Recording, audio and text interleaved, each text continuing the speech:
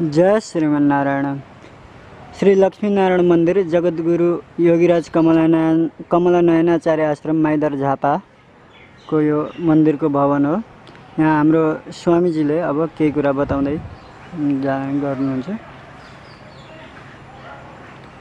हाम्रो नेपालका आद्य जगद्गुरु श्री जगद्गुरु योगीराज स्वामीजी महाराजको स्थापना कालदेखि नै उपस्थिति यसको संस्थापक स्वामीजी भइबक्सिन्छ। यसलाई सुरुवातमा धरणीधर निरौला, देवनायक अरियाल, हरिकृष्ण ढकाल यहाँहरू तीनजनाको सशक्त कार्यक्रममा यो मन्दिरको जग लगाउने कार्यक्रम भएको हो।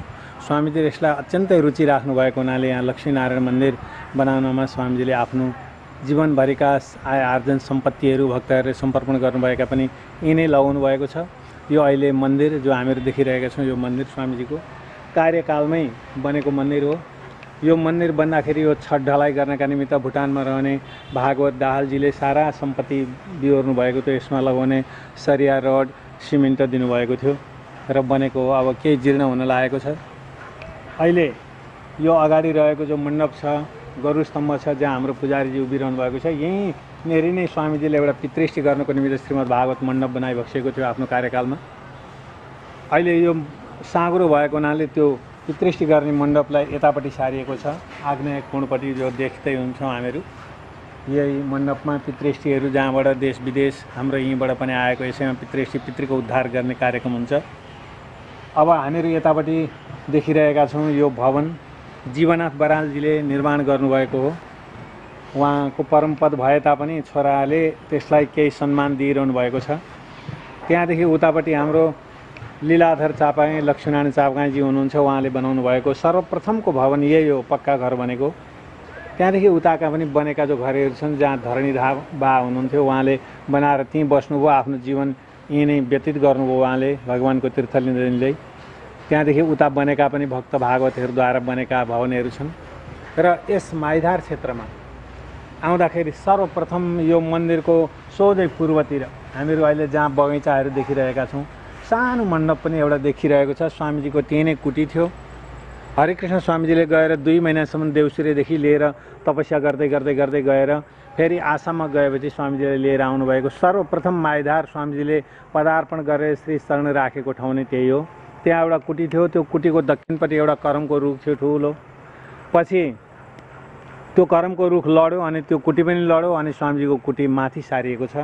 हाम्रो यो दृश्य त्यस समयमा यी अहिले देखेको बगैँचा नरिवलका जो बोटेहरू छन्, यो हरिकृष्ण स्वामी हरिकृष्ण ढकालजीले नै यसलाई लगाउनु भएको उहाँको हातद्वारा नै।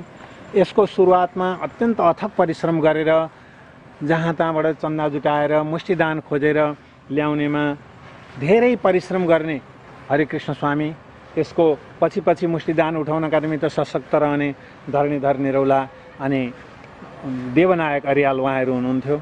जो धरणीधर निरौलाजीले यहीँ नै आफ्नो देहावसान छोडिदिनु भयो। उहाँ अरियालले गएर गङ्गा किनारमा आफ्नो देहलाई विसर्जन गर्नुभयो। र यो अहिले बनेको यो एउटा सानो कुटी छ। अहिले महन्त स्वामी श्री केशवाचार्य स्वामीजी यसैमा निवास गर्नुहुन्छ, यसैमा बस्नुभएको छ। र यो भवन यहाँ 1008 श्रीमद् भागवत महापुराण सप्ताह ज्ञान महायज्ञ भएको थियो, त्यसमा रहेको अवशेष खर्चद्वारा यो भवन बनेको छ। यसो अतिथिहरू निवास गर्ने अनि केही कार्यक्रम गर्दाखेरि सानो हल यो बनिरहेको, यो त्यस समयमा आर्जन भएको सम्पत्ति हो।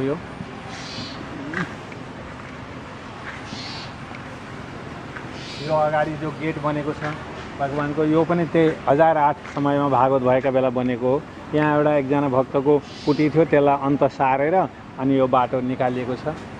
त्यसभन्दा अगाडि सोझै देखिएको त्यो पनि मन्दिरकै भवन हो, सानो धर्मशाला जस्तो छ कहिलेकाहीँ रहने। त्यसको दक्षिणपट्टि अलिकति चुलो देखिएको छ जहाँ जगद्गुरु योगीराज स्वामीजी महाराजले विवाह मण्डप भनेर रचना गर्नुभएको विवाह व्रतमण्डपहरू त्यसैमा हुन्छन्।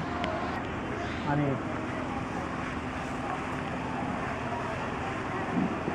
यो माथि रहेको यो कुटीभन्दा पूर्वपट्टिको जो भवन छ यो गौशाला,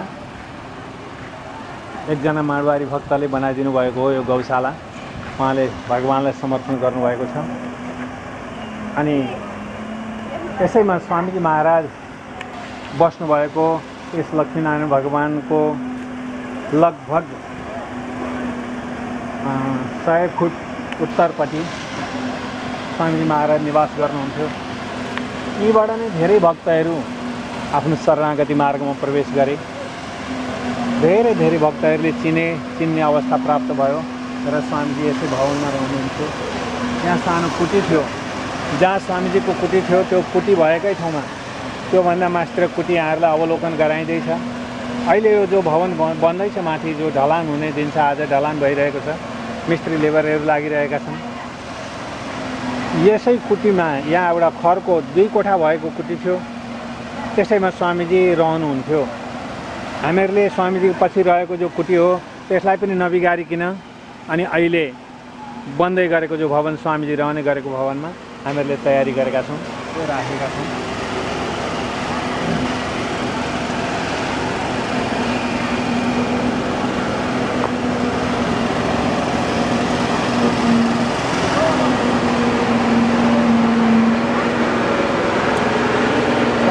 परमपदका पछाडि लक्ष्मीनारायण स्वामीजीकै शिष्य हुनुहुन्थ्यो। उहाँले त्रिदण्ड धारण गर्नुभएको यही कुटीमा बस्नुभएको थियो बनाएर।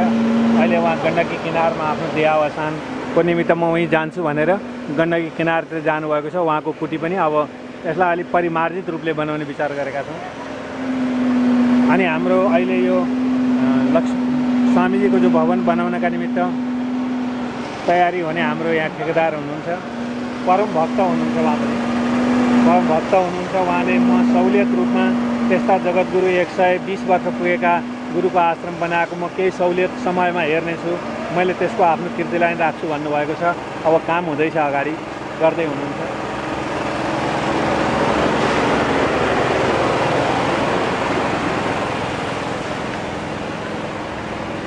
यी अगाडिका आश्रमहरू पनि यसमा भक्तजनहरू रहनुभएको छ। स्वामीजी हुँदैदेखि यहाँ खरका झुप्रा बनाएर सानो सानो तिमीहरू आएर बस भनेर अनाथ आमाहरू बाबाहरू कोही हुनुहुन्थ्यो, उहाँहरूलाई आश्रय दिनुभएको। त्यसैसँग साना साना झुप्रा बनाएर बसेका थिए। पछि गएर टिन लगाए। अब यी पनि पुराना हुँदैछन्, यसको पनि जीर्णोद्धार गर्ने समय आएको छ। यहाँदेखि तलैसम्म सबै रहेका यो स्वामीजीकै आश्रय पाएका स्वामीकै शिष्यहरू वृद्ध हुनुहुन्छ, उहाँहरू बस्नुभएको छ। त्यसै कुटीमध्येमा यो अगाडि बसेको छेउको जो ढोका छ, एकजना मौनी महात्मा, सबैले लाटा भन्छन्, मौनी हुनुहुन्छ। उहाँ आसामको जन्म हो।